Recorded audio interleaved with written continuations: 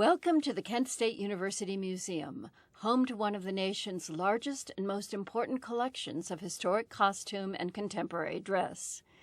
The costumes provide insight into the way people in different times and cultures lived and worked, and reveal the artistry and craftsmanship of their times.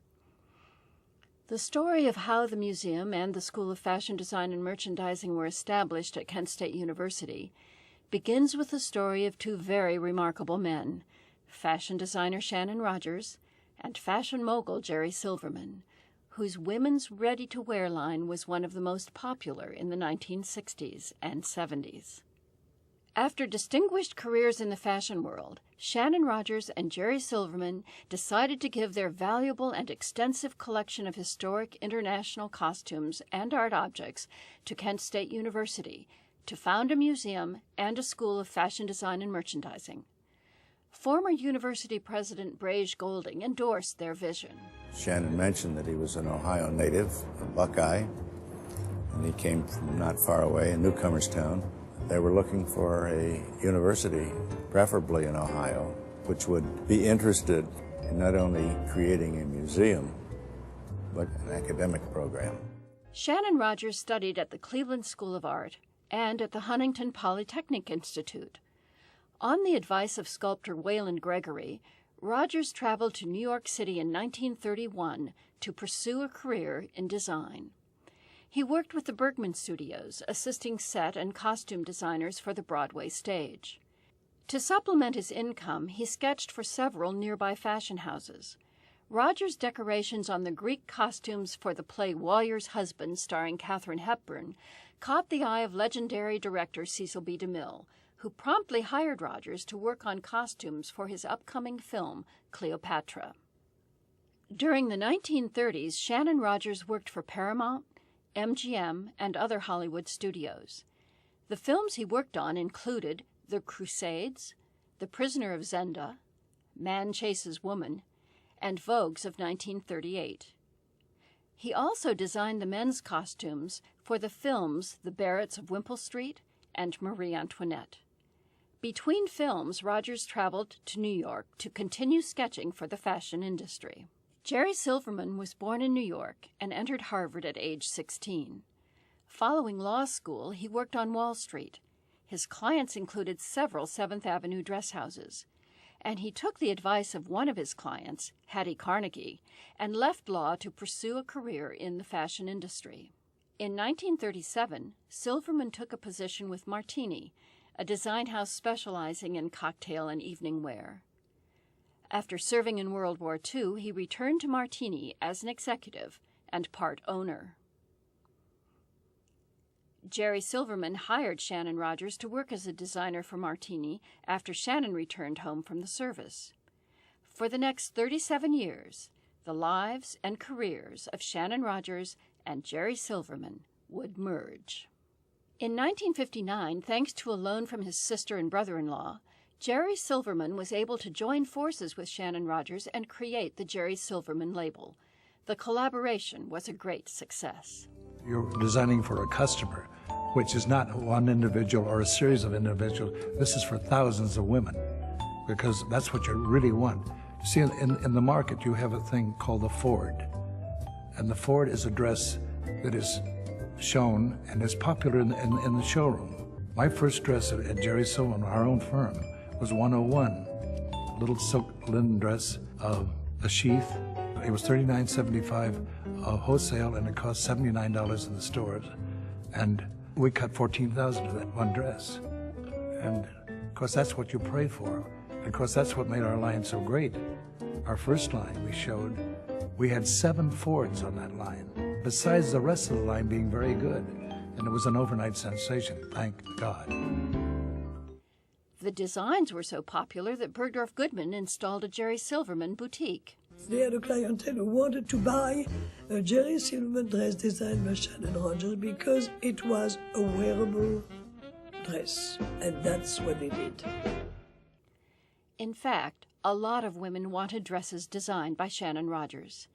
He designed dresses for former Miss America's Phyllis George and Bess Meyerson. He often designed the clothing Dinah Shore wore on her long-running television program. And he created this fabulous cape for movie idol and Pepsi-Cola executive Joan Crawford. Rogers' dresses also kept distinguished international company. Queen Elizabeth greets Lori Newton Sharp of Harrods, who's wearing a Shannon Rogers dress. The year is 1968.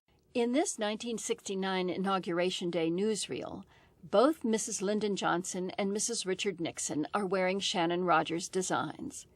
Mrs. Nixon wore Shannon Rogers clothes on her visit to China, and in this photograph, all the Nixon ladies are wearing Shannon Rogers dresses.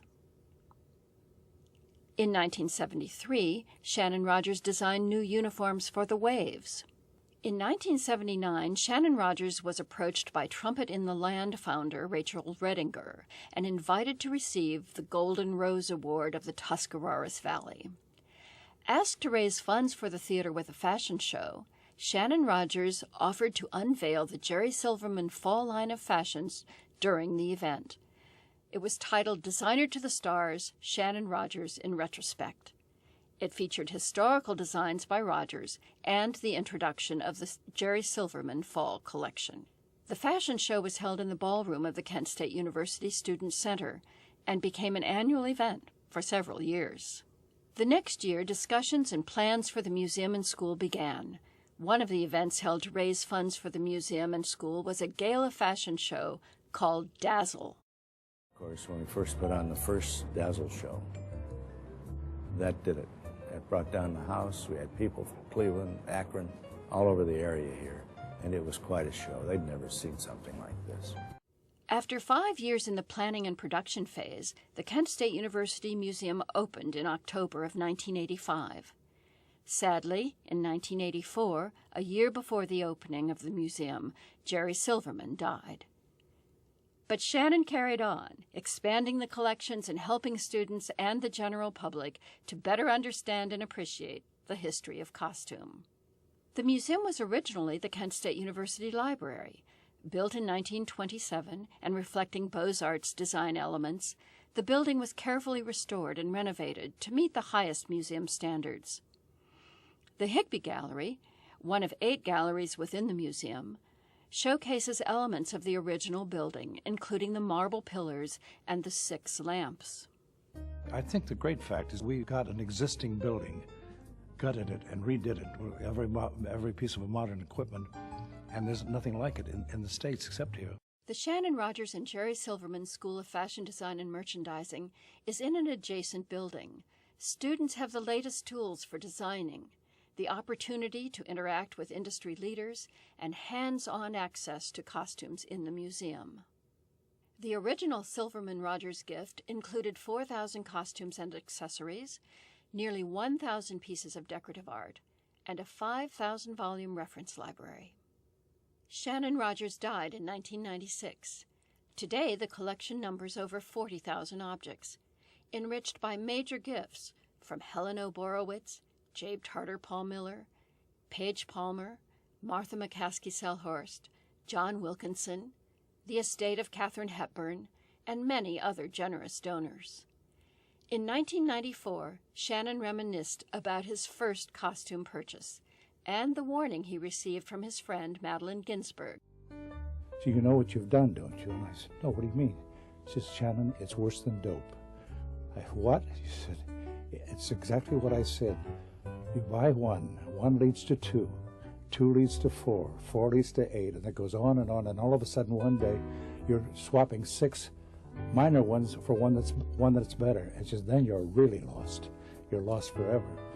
And I said, oh, no, that'll never happen to me. This is the only thing I'm interested in. So here we are in Kent State University Museum, over 4,000 dresses later, and she knew exactly what she was talking about.